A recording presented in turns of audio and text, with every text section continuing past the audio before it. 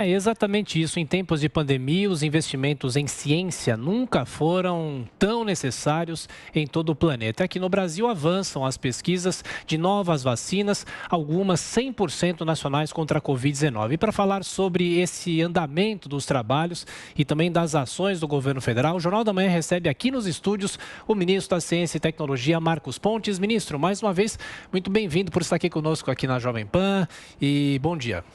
Bom dia, obrigado pela oportunidade.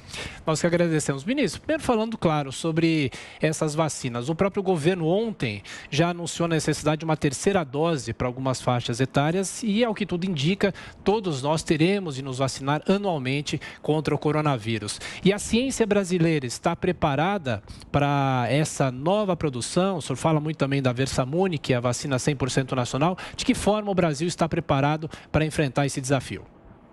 Sim, a ciência brasileira ela está preparada. Nós temos indústrias brasileiras capazes também de produzir vacinas, como a gente acabou de ver nessa reportagem com a Pfizer.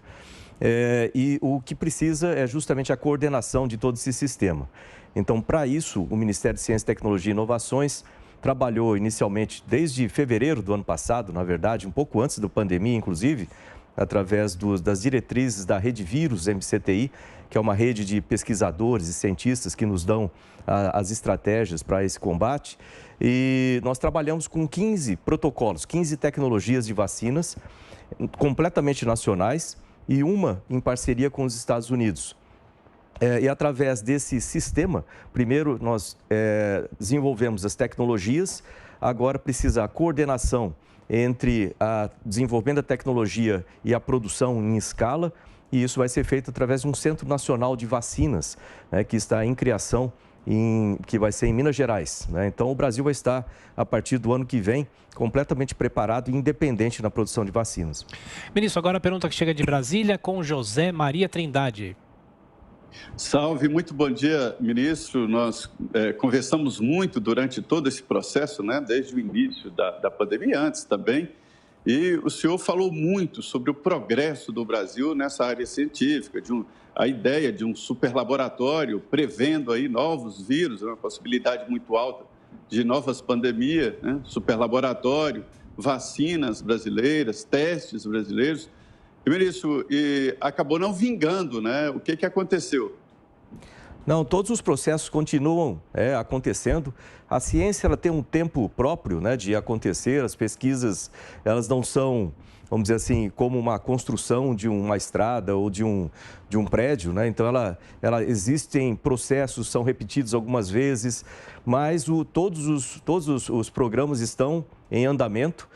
Nós temos aí o desenvolvimento dessas tecnologias de vacinas, 3 delas já estão na Anvisa, E aí depende do tempo da Anvisa para a liberação. Nós temos os recursos já para testes em fase 1 e 2 e fase 3, das vacinas que forem autorizadas pela Anvisa.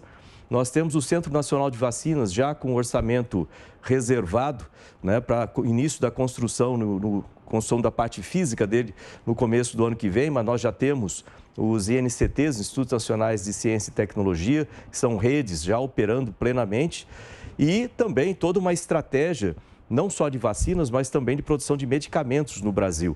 Isso é importante ressaltar. Então, é um ponto de inflexão na história do nosso país em termos de desenvolvimento de tecnologia. Nós temos agora a liberação do FNDCT, em que vamos ter mais recursos a partir desse ano e o ano que vem principalmente. E, segundo o Paulo Guedes, o orçamento do Ministério deve melhorar o ano que vem. Então, estou contando com essa palavra também. Amanda Klein. Ministro, o senhor leu minha mente que eu queria retomar exatamente desse ponto, que é o orçamento do Ministério da Ciência e Tecnologia. Uma reportagem recente agora do jornal Estado de São Paulo mostrou que esse orçamento está no menor nível desde 2019, pouco mais de 17 bilhões de reais. E isso impacta a pesquisa, o desenvolvimento científico. O senhor falou aí do Fundo Nacional de Desenvolvimento de Ciência e Tecnologia. A gente sabe que uma parte importante dessas verbas, acho que metade do fundo, continua bloqueado. Isso impõe um risco real para a perda de competitividade da economia brasileira. Então, como reverter isso? Porque, se comparado a níveis do início da década de 2010, os recursos para ciência e tecnologia vêm caindo paulatinamente e agora atingem um dos menores níveis. Exato. Desde 2013, nós estamos numa sequência de redução. Esse ano é o ano com o orçamento mais baixo. Eu estou falando do discricionário, né? Sem referir à parte obrigatória, né? Mas no discricionário, esse é o ano que está mais baixo. Lógico que existe a pandemia. E o ano passado, nós tivemos um acréscimo de 1 bilhão, né, devido à pandemia, em créditos esses que nos permitiu o desenvolvimento de várias estratégias, inclusive remédios nacionais, né, de desenvolvimento de testes diagnósticos nacionais. Nós precisamos fazer isso por causa de toda a dificuldade que nós tivemos de importação de produtos no começo da pandemia. E é bom que agora o país já tem essa independência em muitos desses aspectos.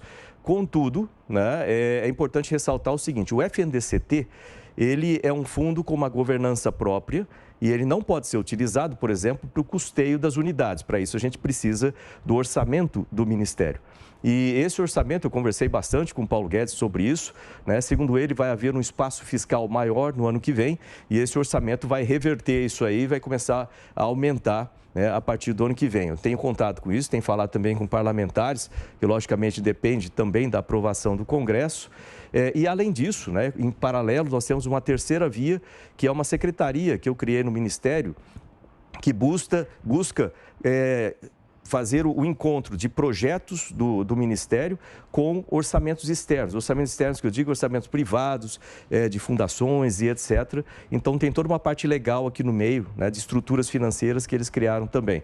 Ou seja, eu estou trabalhando em 3 estratégias aí e isso, né, vai melhorar o orçamento a partir do ano que vem. E é necessário isso. Só lembrando uma coisa, eu tenho que fazer uma propaganda aqui sempre. Para a recuperação econômica de qualquer país, é essencial ciência, tecnologia e inovação. Então, por isso que eu falo tanto sobre isso e é porque é importante não para o Ministério, para o país como um todo. Ministro, aproveitando então a pasta de ciência, tecnologia e inovações, agora até o fim do ano fica focada totalmente na produção e teste dessas vacinas? Ou tem outras metas também agora para esse segundo semestre? O senhor tem participado, por exemplo, das discussões com relação ao 5G também? Temos. O Ministério é interessante, que eu costumo falar que ele vai literalmente do alfinete de grafeno ao foguete, né? Então, nós temos uma série de desenvolvimentos, a tecnologia ela é transversal, nós temos projetos, funcionamos como uma caixa de ferramentas. Então, nós temos projetos com praticamente todos os outros ministérios, auxiliando a melhoria da produção agrícola, por exemplo, auxiliando na infraestrutura, na defesa, em todas as áreas, né? Então, são muitos projetos, a questão é divulgar tudo isso. Então, eu já peço aqui para o pessoal entrar na página do Ministério, gov.br/MCTI, ali tem muitos projetos. E 5G, né, são tecnologias para as comunicações, também estão no nosso escopo. Inclusive, nós estamos já pensando e desenvolvendo com o Reino Unido o 6G. Isso é uma novidade interessante aí, que tem uns acréscimos muito grandes em termos da utilização dessa tecnologia. E em paralelo, vamos dizer assim, acessório ao 5G, que o 5G sozinho não faz muita coisa.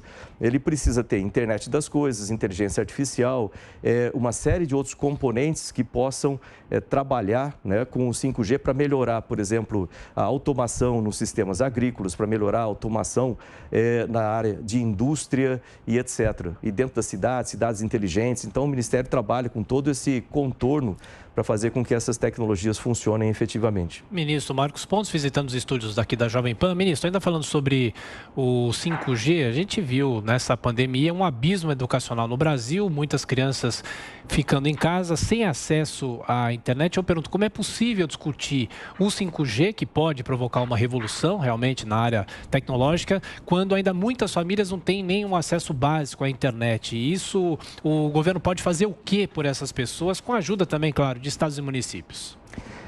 Isso você falou uma questão essencial. Eu estive recentemente no G20, nas discussões a respeito de transformação digital.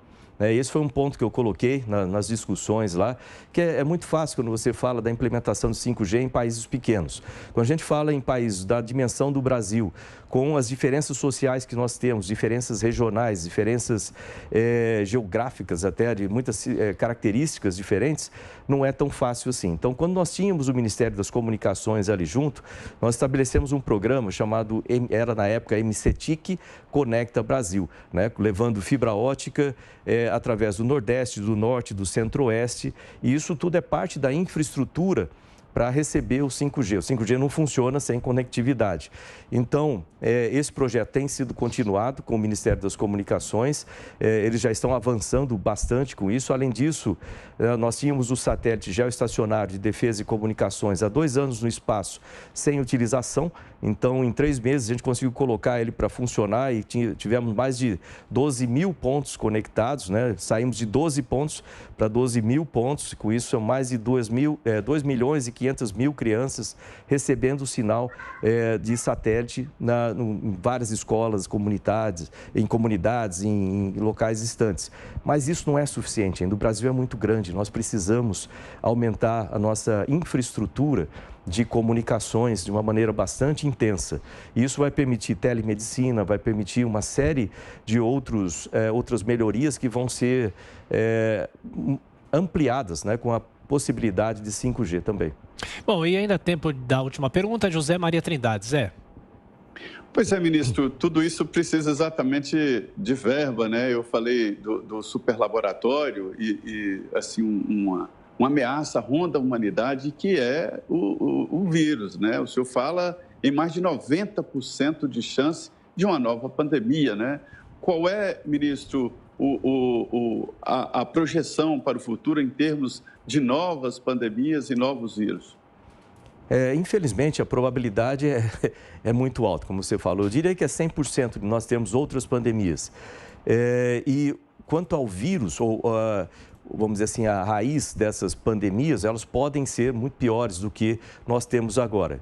Então, o Ministério eu já encomendei, né, o projeto, e esse projeto, a construção disso vai demorar uns 4 anos, e nós temos recurso agora pelo FNDCT para a construção de um laboratório nível de biossegurança 4, que ele vai ser acoplado no nosso acelerador de partículas, o Sirius, que vai ser uma infraestrutura única no planeta, em que você pode estudar vírus de letalidade como ebola ou como o sabiá, que nós temos na nossa floresta amazônica, e ver o vírus em ação ali. O Sirius, basicamente, ele opera como se fosse um super microscópio. E isso vai ser uma estrutura única. Eu já tenho recebido ligações de outros países, de instituições científicas que querem participar disso também, por causa da infraestrutura. Ali no CNPEM, onde fica o Sirius, né, em Campinas, nós estamos também aumentando o Laboratório Nacional de Biociências para que ele trabalhe com medicina avançada.